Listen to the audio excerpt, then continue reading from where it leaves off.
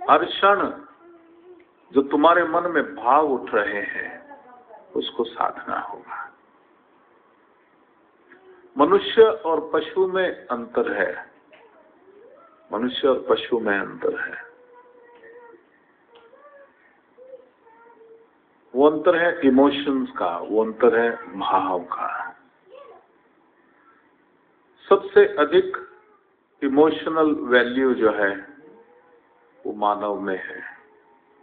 उसके बाद जो जीव जंतु है वो गाय में मैंने देखी है। मनुष्य के बाद जो इमोशनल, और फिर जैसे जैसे जितने मैमल्स हैं जो दूध पिलाते हैं उनमें इमोशनल वैल्यू ज्यादा होती है। ये इसको मैंने अपने जीवन की एक प्रत्यक्ष घटना से अनुभव किया। जानवर बोल नहीं सकता, मनुष्य बोलता है, और कभी कभी हम उसको भी बोलने नहीं देते, डरा देते हैं, मनुष्य को भी डरा देते हैं। हमारे लखनऊ आश्रम में छोटा सा आश्रम है और 4-5 गाय हैं, और जो बछड़े होते हैं जब वो बैल बन जाते हैं तो वहां संभालना उनको कठिन हो जाता है। तो राजस्थान की गौशाला में बड़े प्रेम से हम उनको रखते हैं, और मेरे साथ अब तो भगवान ने ऐसे साधक भी भेज दिए हैं जो कि ये भगवान के इस कार्य में, भगवान कृष्ण के इस कार्य में वो पूरी तरह से अपना जीवन सार्थक कर रहे हैं। बड़े भाग्य से ऐसा भाव पैदा होता है, हर किसी को नहीं होता। जिसको पुण्य करना होता है वही भाव पैदा करता है। तो जो केयर टेकर था उसने बोला कि ये बहुत बड़े हो गए बैल, तो मेरे से संभलते नहीं है, क्या करूं। मैं एक चीज बता दूं, जब मैं गाय का दूध पीता हूं तो मुझे मालूम चल जाता है कि ये गाय प्रसन्न है या दुखी है। उसके इमोशंस उसके दूध में होते हैं, ये सच्ची बात है। वो खुश है कि वो दुखी है, वो उसके दूध में मालूम चल जाता है। बहुत ही पवित्र दूध है। तो मैंने कहा ठीक है, इनको राजस्थान की जो गौशाला है वहां भेज देते हैं, वहां खुला घूमेंगे, बड़े हो गए हैं, बड़ी जगह है। तो मैंने उनको भेज दिया। उसमें कुछ ऐसे बछड़े भी थे जो पूरी तरह से बैल नहीं बने थे, तो मेरे को ध्यान नहीं रहा, पीछे से उन्होंने, वो ट्रक आया है तो सभी को भेज दिया। गए तो अच्छी जगह, मेरी समझ में तो अच्छी जगह गए। शाम को जब दूध आया तो मैंने कहा अरे इसमें नमक किसने मिला दिया। दूध ऐसा था जैसे 2 चम्मच नमक घोल दिया हो, और उस पे पीले रंग की मलाई आती थी, एकदम पतला हो गया था दूध। और सच मानो 3 दिन तक वो दूध नमकीन और पतला था। क्योंकि जब इमोशनल डिस्टरबेंस होती है तो अंदर एंडोक्राइन सेक्रीशंस जो हैं वो अलग तरीके के हो जाते हैं। गाय जब प्रसन्न होती, दूध कैसे देती है, उसमें ममता उमड़ती है और उससे दूध निकलता है। अब हम होशियार हो गए, हम इंजेक्शन लगा के निकाल लेते हैं।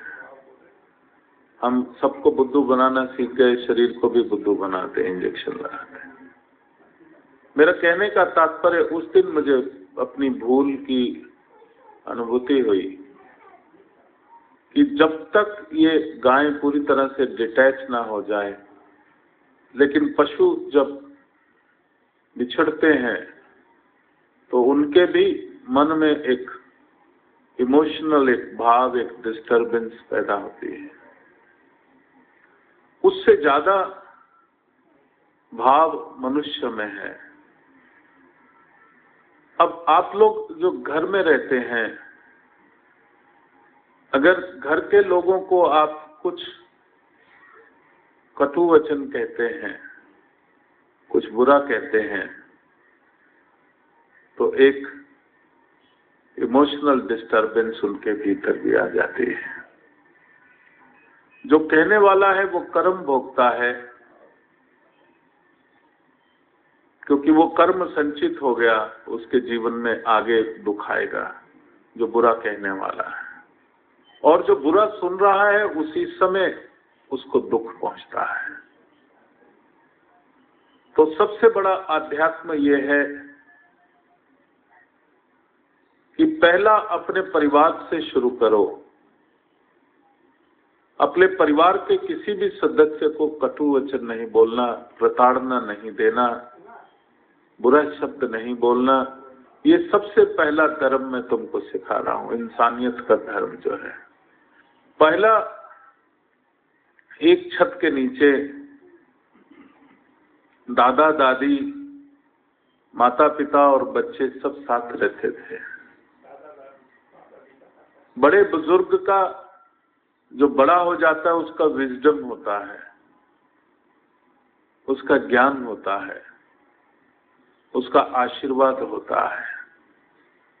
आज हम लोग, समाज बड़ा तेजी से आगे बढ़ रहा है, अपने बड़े बूढ़ों को हमने छोड़ दिया है। अब कुछ बड़े होने के बाद हम कहते हैं अब मुझे अपना जीवन जीना है, आपने जी लिया, आप एक कोने में बैठ जाओ। ये जो फ्रेगमेंटेड फैमिलीज हैं, ये भी एक रोग का कारण बन रही हैं। मैं आपको सत्य बता रहा हूं। वो वहां रह गए, हर क्षण उनका जो आशीर्वाद तुमको प्राप्त होना था, हर क्षण जो उसकी गाइडेंस प्राप्त होनी थी, वो नहीं मिल रही। मैं सच्ची बात बताऊं, जो सबसे बड़ी दवा है, जो सबसे बड़ी मेडिसिन है, वो बड़ों का आशीर्वाद है। बहुत बड़ी ताकत है वो दुआ, वो ब्लेसिंग। क्योंकि ये मेरा प्रत्यक्ष का अनुभव है और आज अमेरिका के डॉक्टर्स इस चीज को मान रहे हैं और उसको वो टैबुलेट कर रहे हैं कि जो जो आपने ज्ञान दिया ये सच्ची बात है। दुआ और आशीर्वाद, वो प्रेयर, और बड़े लोग प्रेयर करते हैं। मैं आपसे प्रार्थना करूंगा कि अपने बड़ों को आदर करना, कटु वचन नहीं बोलना। क्योंकि जब आदमी कमजोर हो जाता है, तब जो मनुष्य लालची होता है, अज्ञानी होता है, वो कटु वचन बोलना प्रारंभ कर देता है। The first step of healing is loving words. जो तुम्हारे मुख से जो भी शब्द निकले, वो शब्द मरहम की तरह लगे, वो तीर की तरह ना चुभे। ये प्रकृति का सिद्धांत है। जो भी आप किसी को देते हो, जो दूसरों को देते हो, कई हजार गुना तुम्हारे को वापस मिलता है। अगर तुम वो कटु वचन देते हो तो वो कई हजार गुना हमारे बच्चों से हमें वापस आने वाला है। और अगर हमने प्यार के 2 शब्द बोल दिए हैं तो कई हजार गुना हमारे बच्चे हमें आदर और प्यार करना शुरू कर देंगे। मैं जब छोटा था तो सत्संग होते थे, पंडित जी लोग सत्संग करते थे, तो एक जगह सुनने गया, वो कथा सुनाते हैं। ये कथा जो है मैंने सुनी, मैं आपको भी सुना देता हूं कि एक बार एक व्यक्ति की शादी हुई, पत्नी आई, पिताजी को खांसी आती थी, वो खांसते थे रात को। तो पत्नी ने कहा ये नींद नहीं आती, ये बूढ़ा खांसता है, इसको बाहर छोड़ के आओ कहीं।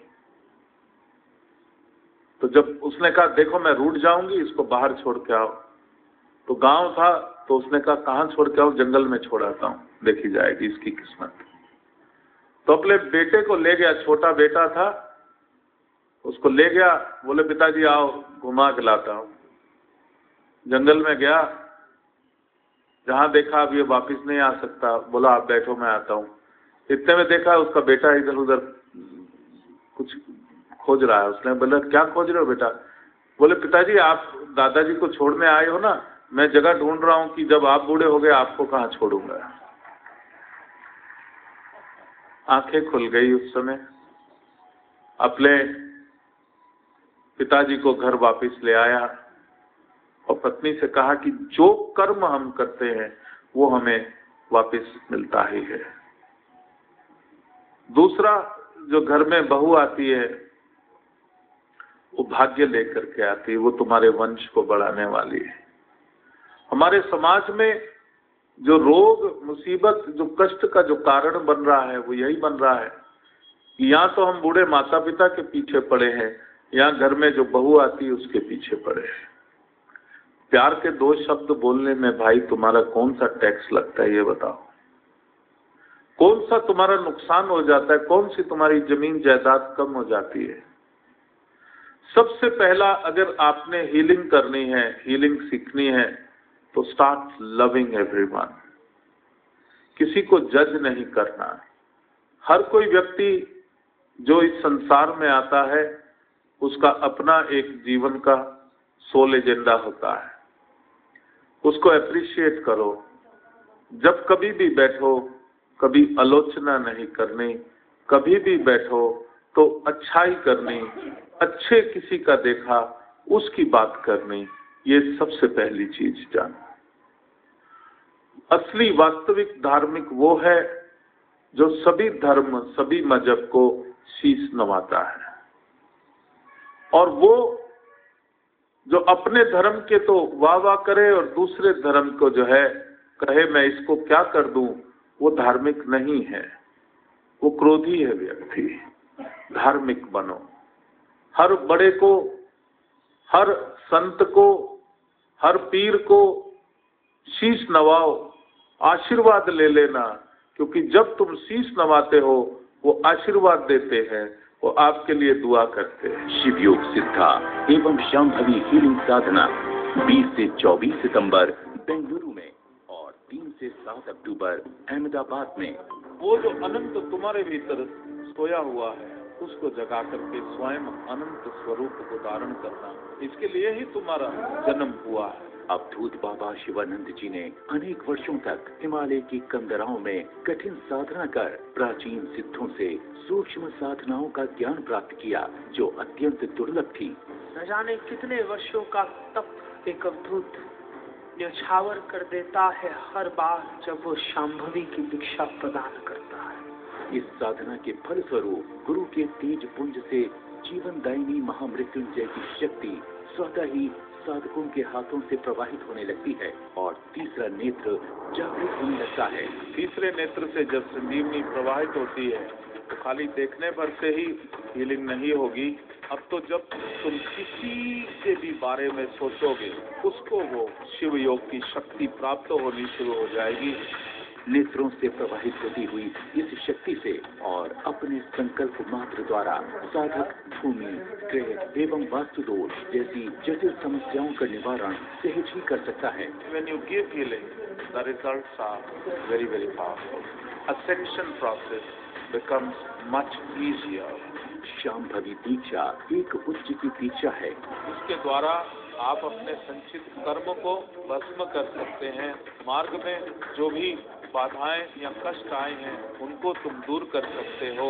शरीर के सभी कष्टों से निदान पा सकते हो और परिवार में एक सुख समृद्धि का वातावरण तुम पैदा कर सकते हो। शिव योग सिद्धा एवं शांभवी हीलिंग साधना 20 से 24 सितंबर बेंगलुरु में। स्थान princess academy, palace ground, Bellary road, नजदीक मेत्री सर्कल, बेंगलुरु। अधिक जानकारी के लिए आप हमें इन फोन नंबरों पर संपर्क कर सकते हैं। और 3 से 7 अक्टूबर अहमदाबाद में।